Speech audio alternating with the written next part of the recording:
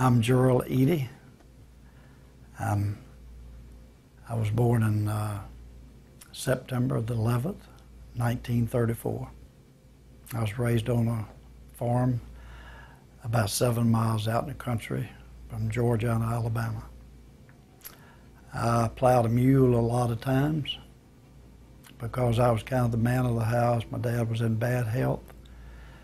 I was during about 12 years old. And my mother had a stillborn. Then I was born, 11.5 pounds. And then 8 years later, she was giving birth to a baby, and she passed away. So 2 years later, my dad married a lady that was my stepmother. She had 2 girls. So I'm never did see my granddaddy because he died just before my daddy was born. And she raised 4 kids on a farm and never got married. We went into pulpwood business after I was 12 years old, 14 and 15. Drove a truck hauling pulpwood to Georgia and Alabama without any license at 14, 15 years old. And at 16, I went to work at A&P grocery store and worked there 3 years, finished high school there, and joined the Navy. And spent four years in the Navy. Enjoyed that. Went several countries. Was based in San Diego. Went to Japan about 3 trips. Philippines. Crossed the equator and was initiated. I was a polywog before I went across. After I crossed, I was shellback. I got out of the Navy in 1957 and come to work at Monsanto. After traveling the world, got out of the Navy, come to Greenville, Alabama. And this guy that knew me had worked at the cotton mill in Greenville. And he quit that and come to Monsanto. And he told me about Monsanto. I was kind of looking for a job. And he said, you need to go to Pensacola, get your job at Monsanto. I said, it is so great. So I did come down. Was interviewed, not this type, but I was interviewed, and they found a little wart on my finger, and I needed glasses. They stopped the interview. Said, you go get that fixed, and I'll come back out, and we'll finish the interview. So that day, I'd never been to Pensacola. I got stayed at the YMCA. Next day, I made arrangements myself for get wart cut off and get glasses. I did that in one day. And that afternoon, I went back out. They finished interviewing me. On the way back to Greenville, they called my home in Greenville and said, come back to work, come back down and go to work, I had a job. And that was in August of '57. I remember being interviewed. They asked me what I wanted to do, what job would I like, and I said, anything you got. Being a high school educated, I felt like I couldn't ask for much. I just wanted a job. And the next guy behind me, he came up, they asked him, he said, I want a foreman's job. I said, well, why didn't I say that, you know? But anyway, they hired me at $1.63 an hour. And I worked in what they call cart makeup, glue machine, beaming operator, and a CP spinning operator, and then a operator in regular spinning. That was starting off in August. And I got laid off in March and was laid off for 3 months, and they called me back to work. I went back to spinning, stayed there 7 years in operations. And then I didn't like shift work because when I was in the Navy, I'd pull a shift from 12 to 4 at night and eat bologna sandwiches, you know, and have heartburn. And I said I'd never work anymore at night. When they hired me, they said, I want you to come in at 11 o'clock Sunday night till 7. 11 to 7 for a week, 7 days, on a rotating shift. At night, 11 to 7, 7 to 3, and 3 to 11, rotating. So after 7 years in operations, I was almost ready to give it up.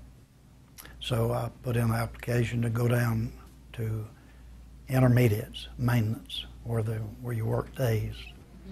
And I finished out 36 years there. I worked in one building for 28 years, 481 building, where they have the dangerous stuff in Pensacola is the only plant still standing with that type of operation, where they have cyclohexene. They bring it in on a barge and bring it in and run it through the process and all. And it's worse than gas on blowing up. I just enjoy volunteering. I was on the fire brigade for 18 years at the plant. I'm a 32nd degree Mason, Scottish Rite, and a Hajj Temple Shriner. And each one of them helps people. And with my kids, I've always attended their games. We built ourselves around our family, and I've attended 3 ball games in one day over at Milton, Gulf Breeze, and Navy Yard, 3 in one day, and enjoyed every minute of it. That was my church work, and that was my life. We built ourselves around them. So one day I asked Vance, babe, I'd been thinking about, knew some of the guys on the credit union, and didn't know what to expect at all. I didn't know anything about it. Wasn't coming in for no other reason than to volunteer my time and to help people. I've always enjoyed that. If I could do anything, make people feel good or laugh or better their lives, that's what I wanted to do. So I asked him about me running for the board. He said, well, I think it's good that we have maybe one every 3 years to change over, you know. Not everybody at one time. And I said, well, that's good. I said, I'm gonna do it then. He said, go for it. So I said, well, if I'm gonna run now, I'm gonna run to win. I'm gonna politic, you know. So I called people, and everybody I'd meet, I'd shake hands, and the biggest thing about the whole thing, I guess, was all my kids and grandkids, or their husbands and wives, made up signs with, like Burma Shave. You ever seen a Burma Shave? Uh-huh. Well, they got down the road here, New Chemstrand, and Old Chemstrand Road, holding signs that said, vote for my daddy, credit union. And it had never been done before. And it was talked about over the plant, you know. But I've even went out at night after work and campaign. I mean, whatever I do, I try to do my best and try to win at what I'm doing. All my family is competitive. They say they get it from me, but I don't know where they get it from. But I've enjoyed that, and that's kind of the way I got on to start. Well, I think I go to a lot of conferences. I go to every conference I can, and I go attend every meeting that I go to from 8 to 4:30, and I listen and try to get what they're saying. But I think it's essential that you go to the conferences and schools in order to learn. And the reason I've done that is to help the members. I always keep the members in mind. Whatever decision or something comes up, my vote, my opinion, I try to do my best to do the right thing and make a right decision toward the membership. It would benefit them where they have a better better life. You know, a lot of people, people outside will they'll bring something up to me sometimes, people that knows me, you know, and why so long, or they'll say something about the board doing something wrong or what the credit union does. And I tell them that the board, when they meet, they got the credit union in mind, they got the members in mind. It's all business, it ain't play. We do that, but we also have fun along the way. But after they listen to me and then they say, well, I understand what you're saying, but it's kind of like family after you've been together as long as we have. And we kind of learn one another, help one another, know one another's actions.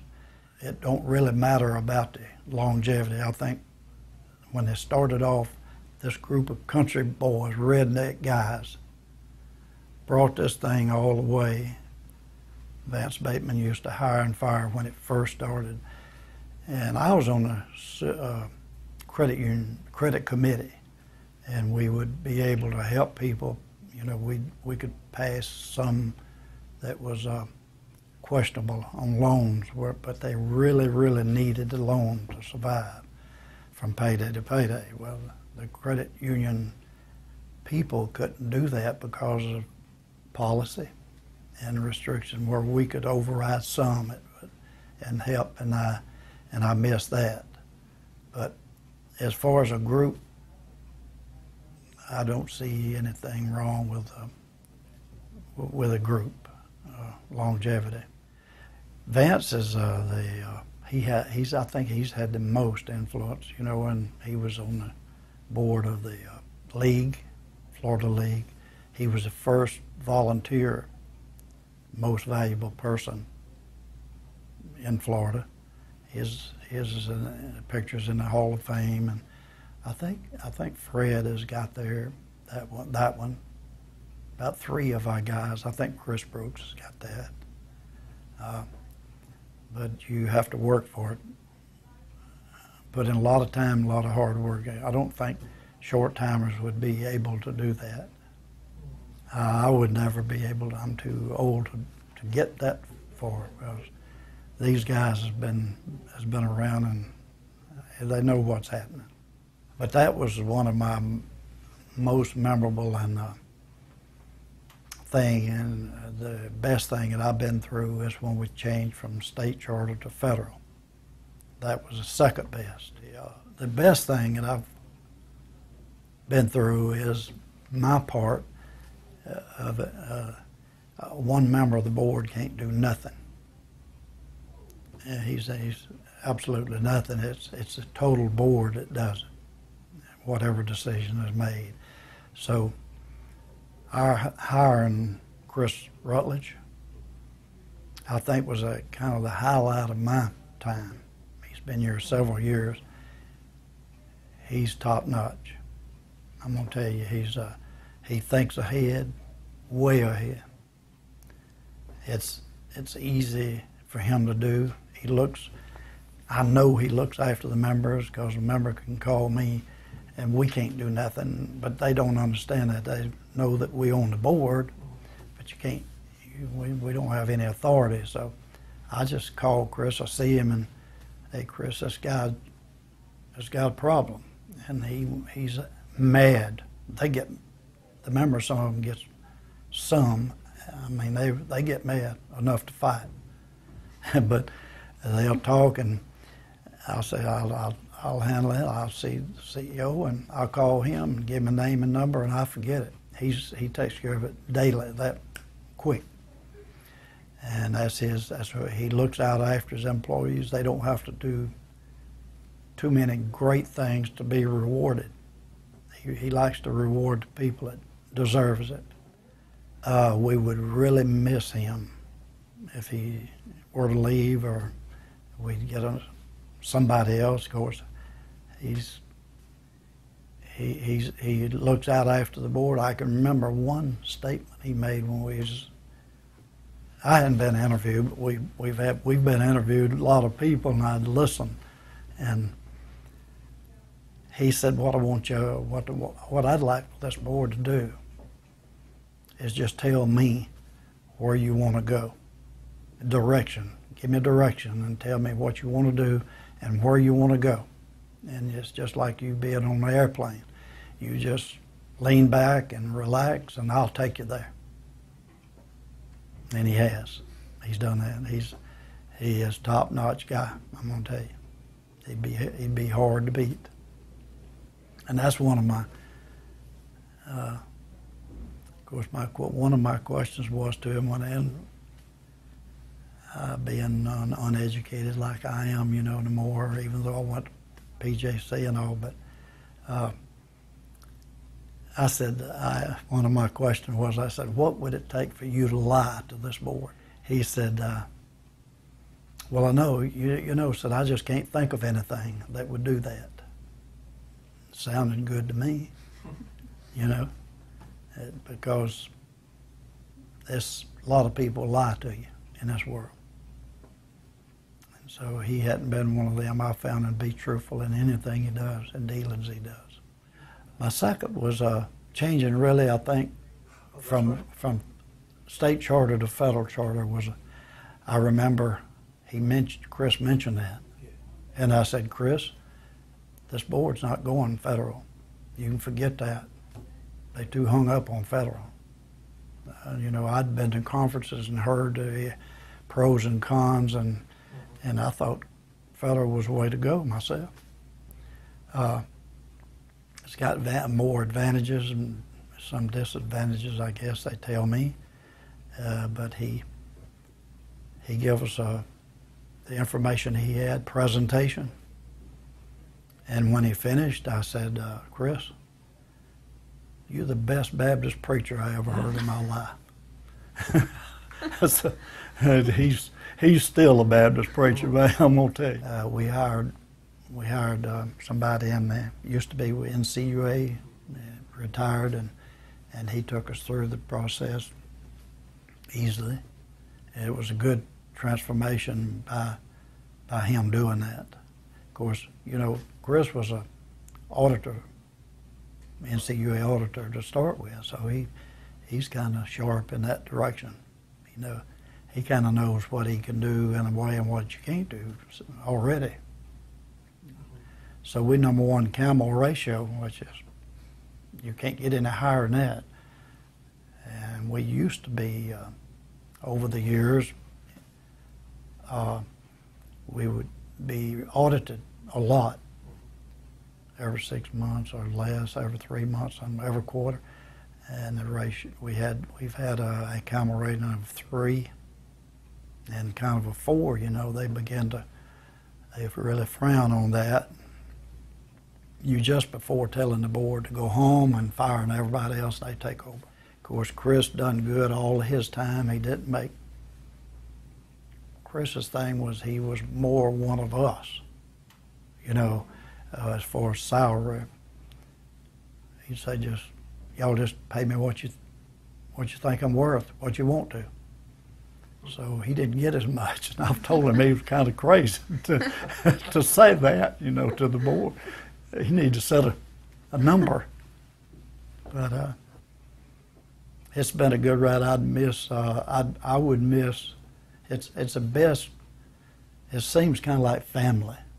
It's your own family. This group is real friendly. Everybody's friendly together and gets along, and I would really, really miss it if they decided to kick me out. It'd be something pulled from me pretty bad, because Chris, CEO, and all of his upper management team and employees is great. Some people may think, you know, the board of directors, you know, kind of something so, I don't know, important. It's important. It's real important, but I figure I'm just a grain of sand in the organization, you know. I do my best, and I vote my conscience on items, issues, and so I feel good about where I am. In life, my greatest thing in life when I gave my heart, to Christ, Jesus Christ, worked. That was my best. And of course, my family and my 5 kids, we had 4 kids in 4 years. Oh, wow. So we built ourselves around them. And 7 years later, my precious baby came along. She's got 5 kids. Now, I've got 16 grandkids and 12 greats. But I enjoy my church. I go over at 7:15 in the morning, not bragging. What church? Heritage Baptist on 297. I just like to be remembered as a guy that helps. And when I pass on out, Gerald was a guy that would help. He believed in helping people more than he did himself. And that's the way I'd like to be looked at. That's the reason I try to do my best and do what I can. That won't be on there, will it? Well, oh, no, not at all. We'll put it. Hey.